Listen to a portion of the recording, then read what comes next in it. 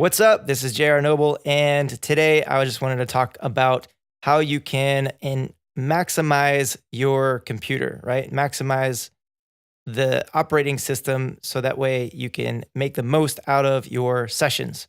I had a friend who I was talking to, and she was having a problem with her sessions kind of running slow or having problems with the session crashing, like her DAW was crashing and stuff.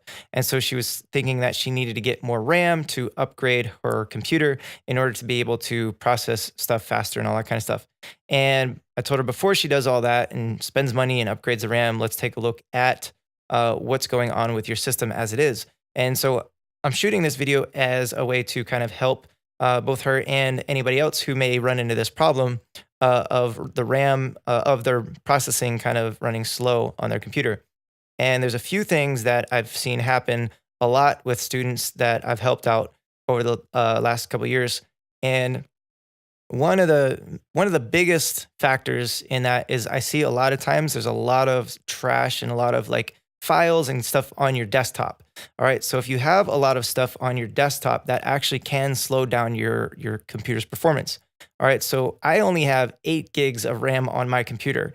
And when I'm running a session, I manage to throw a whole lot of stuff at my computer and make it do a lot of work and process it because I keep my computer as clean and organized as possible. And so what I'll do is I'll show you. So here we go. Like on my desktop, if you look, I've got absolutely nothing on my desktop. Okay, so if you have a bunch of stuff on your desktop, for one, that's going to take up RAM. All right, and RAM is what your computer uses, your DAW uses while you're trying to use all your VSTs and your sample packs and plugins and all that kind of stuff.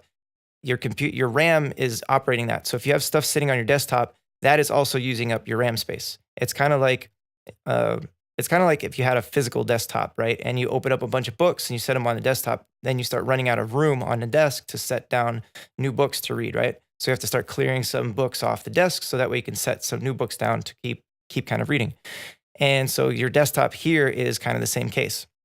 So the more stuff you have on your desktop, the more it eats up at your RAM. And so clean that off, and that will actually help to make your performance faster. Now, yes, having more RAM will help, but again, I'm only running 8 gigs of RAM, and I'll show you my Ableton session again. And I'm running, I've got Machine in here. These are all audio right here, but I've got, this one is a Kontakt instrument. I've got Razor in here. I've got a Spire instance of Spire. I've got more these ones, just more plugins, more bass, another arpeggiated synth. These are just more audio that I printed out. I've got another Ableton plugin right here, and another Ableton plugin, and I've got another instance of Reactor, plus samples and all these kind of things. This noise plugin that I like to use, and then my own vocal chain for how I'm talking to you right now. So I have all these plugins plus on my master chain. So I have a lot of plugins. I have a lot of tracks going on, and I'm only running at, if I go here and hit clean memory, I'm running at about 1.6 gigabytes left of memory. And this, by the way, is a really, really useful right now. If you're on a Mac, I definitely recommend getting this memory clean. It's free. You can find it in the App Store. And so that just actually freed up some space on my RAM. So now I went from 1.6 gigs to 2.51. And you can see that I'm not using my memory hog right now is just Ableton because that's the one that I'm using currently. But I also have Chrome open. So this is another thing that will slow you down too. So if you open up Windows and you have like other applications open, those are also using up RAM. So if you close those down and just run your DAW, then that'll open up more, that'll free up more RAM power for you. Because the more you open up Windows on your, in like Chrome or Safari and stuff like that, the more it'll start to eat away at this RAM. And you can look up here and see that 2 point whatever gigabytes is already coming down to 2.12. It was like 2.4 before. Now we're at 2.08. And so as long as I keep adding tabs, that actually starts to use up more of my RAM. You can start by closing up a bunch of tabs that you don't need to have open. And then even closing this application out, like if you don't need that open. And then if I go in here again, you see that it jumps all the way up to 3.38 gigabytes because I just closed up Chrome.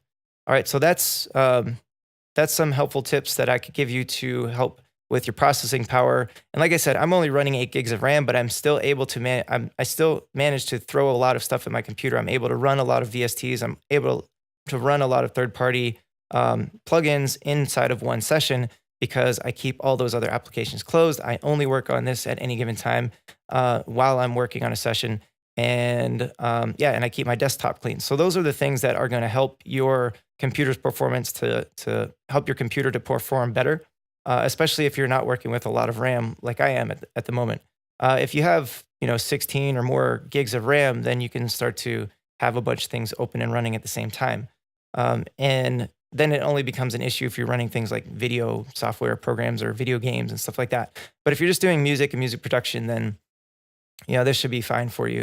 You can actually run a solid session and create a pretty in-depth, intense song with just 8 gigs of RAM, and I've done it quite a few times.